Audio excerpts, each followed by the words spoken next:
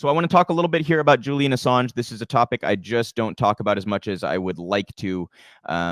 It's a critical issue. Obviously, very core principles of journalism at stake in terms of how Assange has been treated. And I just want to give the reminder that I always give when we talk about Assange. Even if you take a hardline stance on leakers, that should not apply to Julian Assange. And I obviously don't take a hardline stance on leakers. I think that they're heroes. But to people who want to take a hardline stance on leakers, that still doesn't matter as it pertains to Julian Assange. Julian Assange is a fucking journalist. WikiLeaks is a journalistic outlet.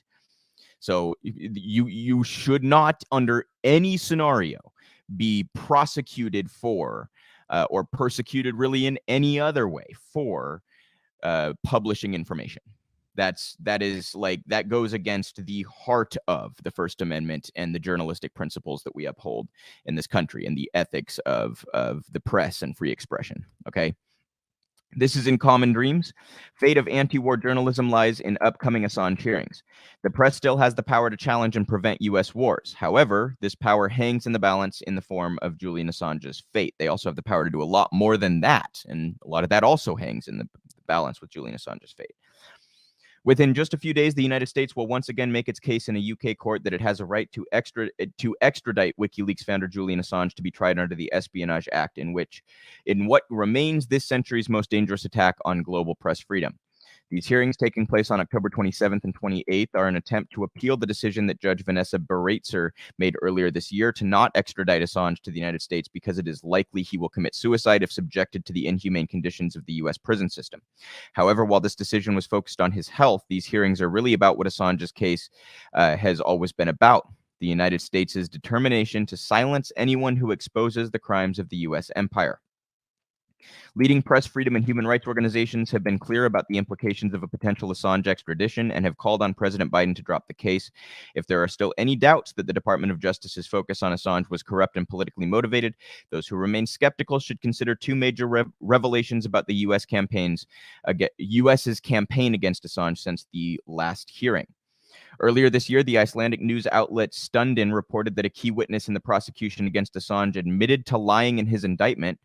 This witness was, I'm not going to try to pronounce that name, I apologize, a convicted pedophile and fraudster. The FBI promised Thordarson, which was the convicted pedophile, from prosecution, immunity from prosecution under the condition that he lie about his relationship with WikiLeaks in an indictment which would strengthen the DOJ's conspiracy charge against Assange. So they engaged in a conspiracy to frame Assange for conspiracy. You cannot make this shit up. And Julian Assange still sitting in a jail and still potentially could be extradited, despite all of this coming forward.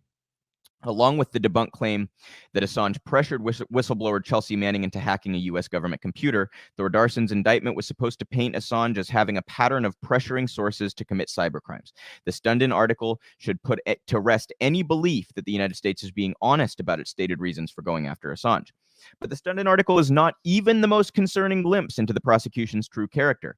Just this month, Yahoo News reported that Mike Pompeo, the main force behind Trump's decision to pursue extradition, was obsessed with punishing Assange for publishing the Vault 7 documents, which revealed the CIA's activities of electronic surveillance and cyber warfare.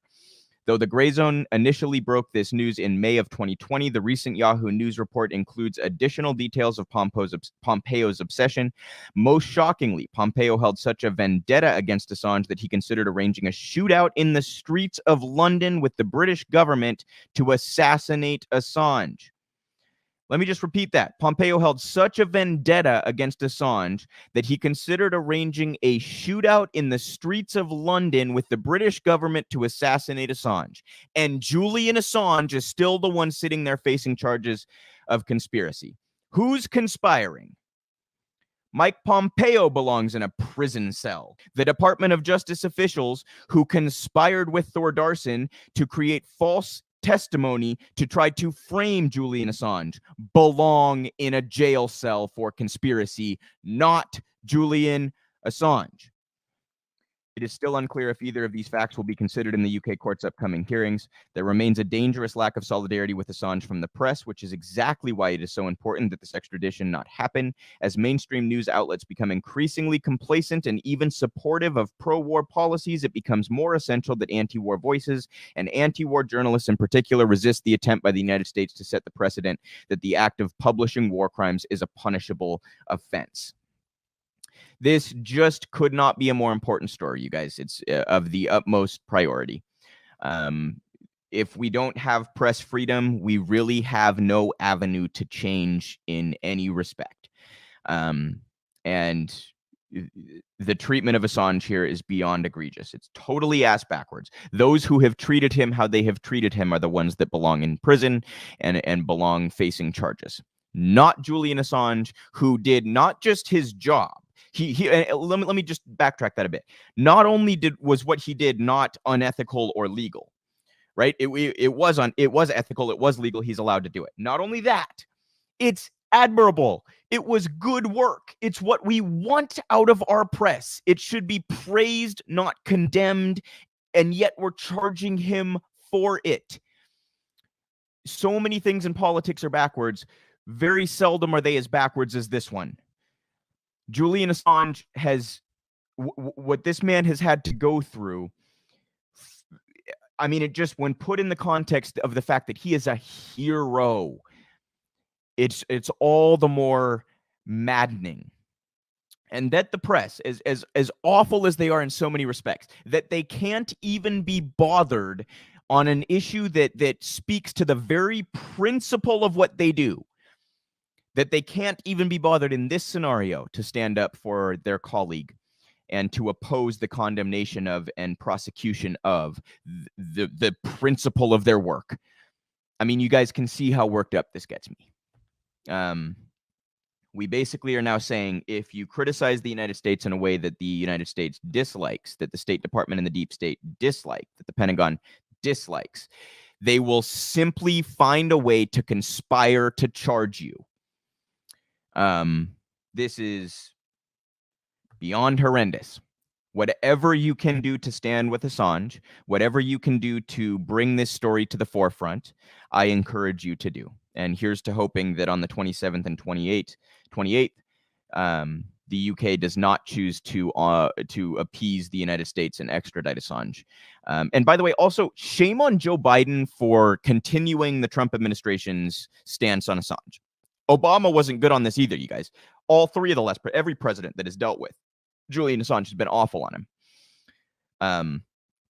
So for a country that prides itself on free expression and freedom of the press, we sure don't have it. Shame on all these presidents and their justice departments for continuing this shameful, disingenuous, deceitful prosecution of Julian Assange. And the last story